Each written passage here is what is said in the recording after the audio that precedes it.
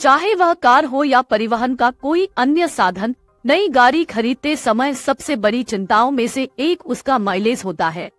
इसी तरह हमारे देश में ट्रेनों का माइलेज भी काफी महत्वपूर्ण है। आइए जानते हैं कि ट्रेन को 1 किलोमीटर चलाने के लिए कितना डीजल खर्च होता है।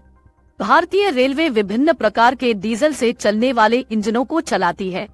ये ट्रेनें अपने वर्गीकरण, वजन, पावर और तय की गई दूरी जैसे कारकों के आधार पर अलग अलग माइलेज देती है। उदाहरण के लिए 12 डिब्बों वाली एक पैसेंजर ट्रेन को 1 किलोमीटर चलने के लिए 6 लीटर ईंधन की जरूरत होती है। इसी तरह 24 डिब्बों वाली एक सुपरफास्ट ट्रेन भी 1 किलोमीटर चलने के लिए 6 लीटर ईंधन की खपत करती है। 12 डिब्बों वाली एक्सप्रेस ट्रेन को चलाने के लिए सिर्फ 4.5 लीटर प्रति किलोमीटर ईंधन की आवश्यकता होती है। उपलब्ध आंकड़ों के अनुसार भारतीय रेलवे में फिलहाल कोई भी ट्रेन 1 किलोमीटर प्रति लीटर डीजल का माइलेज नहीं देती है। एक ट्रेन में डिब्बों या कोचों की संख्या उसके माइलेज को काफी प्रभावित करती है। कम डिब्बों वाली ट्रेनों से इंजन पर कम भार पड़ता है, जिसकी वजह से ईंधन की खपत कम होती है। इसके अलावा ट्रेन का प्रकार भी उसकी माइलेज को प्रभावित करता है।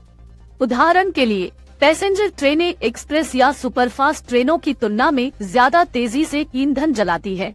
यह विसंगति यात्री ट्रेनों द्वारा अपने रूट पर कम अंतराल पर बार बार रुकने से पैदा होती है। बार बार रुकने की जरूरत की वजह से लोकोमोटिव की हाई स्पीड हासिल करने की क्षमता सीमित हो जाती है, जिससे एक्सेलरेटर और ब्रेक का ज्यादा इस्तेमाल होता है।